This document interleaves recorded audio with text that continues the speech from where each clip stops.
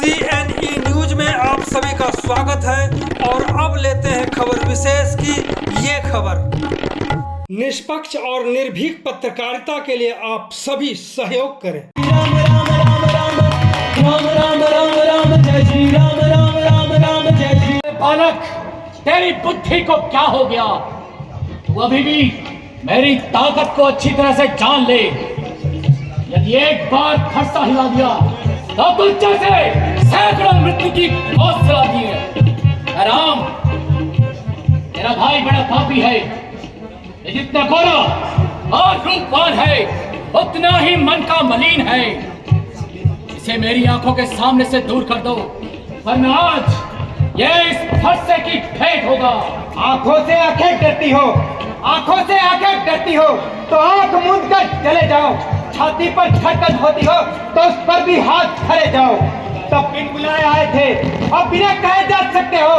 अनुराग धनुष इन खंडों पर हो तो इनको भी ले जा सकते हो। सीधा ब्राह्मण जात, मैं क्षत्रिय कुल का द्रोही हूँ, रघुवंशी बाल ब्रह्मचारी, अति क्रोधी हूँ, निर्भय हूँ। एक हाथ शस्त्र बाहु जैसे टकरा मुझे दंड काटने वाला है। इस फरसे को तू भी देख जो लहू चाटने वाला है। श्रीमान तपस्वी ब्राह्मण हो इसलिए मुझे कुछ कहना है। ब्राह्मणों का आभूषण क्रोध नहीं जो मुनिवर आपने पहना है। यह गहना है क्षत्रिय वीरों का जो पहना जाता है रण में। अपराध क्षमा हो मुनिराज, शांति चाहिए ब्राह्मण में। ऐ बालक, क्या हुआ तुझे जो कान सर पर समाया है? अमूर्ख समझ कर बोल जरा जो तुम मेरे सम्मुख आया है।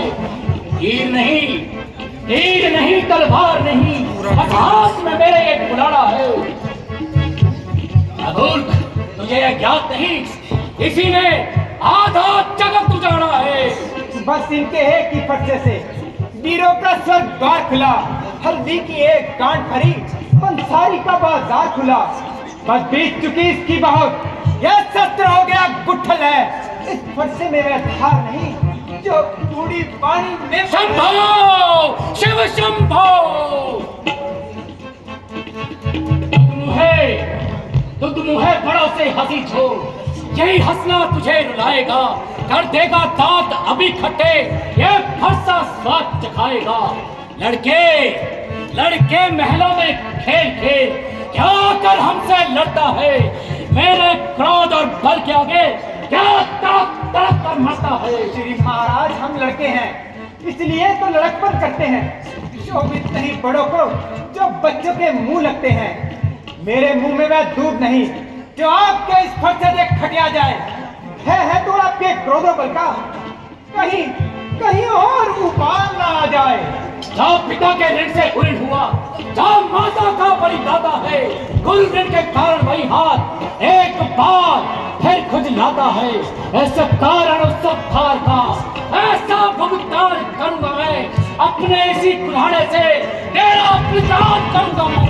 यह लोहा तुम्हें निहाल करे जिसने घर का लहू चाटा। बलिहारी में उन हाथों का जिसने माता का सर काटा। गुरु ऋण अब तक माथे पर है, गुरु ऋण अब तक माथे पर है, उसको भी मैं चुका दूंगा।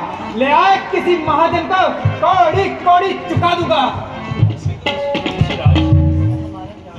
भला इसमें हमारा क्या दोष? जब सब राजाओं से चिल्ला ना चढ़ सका तो गुरुजी ने मुझे आज्ञा दी।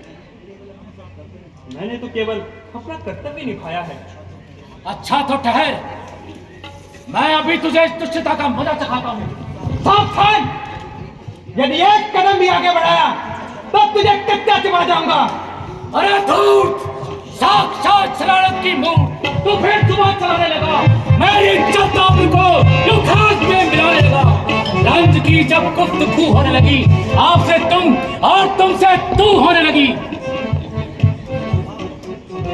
खबरदार, अब मरने के लिए तैयार हो जा, क्योंकि तेरे मरने में अब कोई कसर नहीं। यदि एक बार में तेरा सर धड़ से अलग न किया तो मेरा नाम भी परशुराम नहीं। ब्राह्मण, तू मुझे क्या मारेगा? तू स्वयं मौत के बहाने यहाँ आया है। अब कृपया करके बैठ जाइए, क्योंकि खड़े खड़े आपके पैर थक गए होंगे। और यदि ये धनुष प्राणों से भी प्यारा है तो किसी अच्छे कारीगर को बुलाकर इसे जुड़वा लीजिए। एक नरम और एक गरम, क्या कूटनीति है दोनों की। देख रहे हो विश्वामित्र, चालाकी अपने चेहरों की, चिकनी चुपड़ी बातें कर राम खाओं को मेरे सेक रहा। छोटा जितना छोटा देखो कैसे अंबारे फेंक रहा। ऐ राजा जनक, इस बालक को मेरी आंखों के सामने से दूर कर दो, नहीं तो आज मैं इसका सर धड़ से अलग कर दूंगा।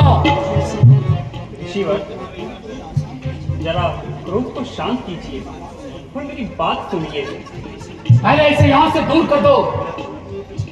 लक्ष्मण, तुम मुनिनाथ को अधिक मत सताओ और तनिक इधर आ जाओ। कहिए मुनिनाथ, अब मेरे लिए क्या आज्ञा है? क्या वास्तव में तुमने ही इस धनुष को तोड़ा है? दंड दीजिए, सहर्ष स्वीकार है। परंतु मुझे संदेह होता है कि तुमने ने इस धनुष को तोड़ा है। तो आपने भी मेरा बल कब आजमाया है?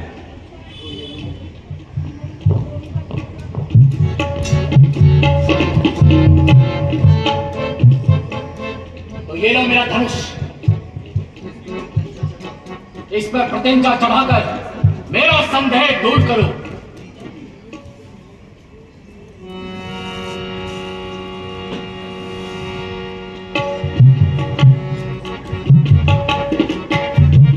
लीजिए मुनिनाथ, किला चढ़ गया। बस बस प्रभु, मेरा संदेह दूर हो गया और यह भी विश्वास हो गया कि विष्णु अवतार हो गया। परंतु मुनिनाथ, मेरा निश्चय अभी पूरा नहीं हुआ। आपका निश्चय? आपका निश्चय कैसा प्रभु? मेरा निश्चय ऐसा कि जब मेरा कोई बाण धनुष पर चढ़ जाता है तो बिना किसी के प्राण लिए वापस नहीं आता। तो प्रभु, आपके इस बाण का भार केवल पर्वत ही सह सकता है। अतः आप इस बाण को उसी दिशा की ओर छोड़ दीजिए।